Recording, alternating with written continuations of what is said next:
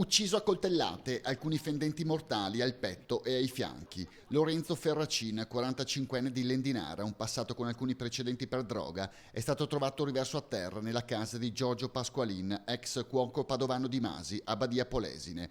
L'uomo, 68 anni, era nel Polesine agli arresti domiciliari dopo una condanna a 2 anni di carcere per droga. Per tutti era zio Coca. È stato lo stesso 68enne a chiamare i carabinieri segnalando il corpo sul quale sono state riscontrate ferite da arma da taglio. Pasqualin ha riferito ai militari dell'Arma di essersi difeso dopo che la vittima era entrata nella sua casa nel cuore della notte, una versione che non ha convinto i carabinieri.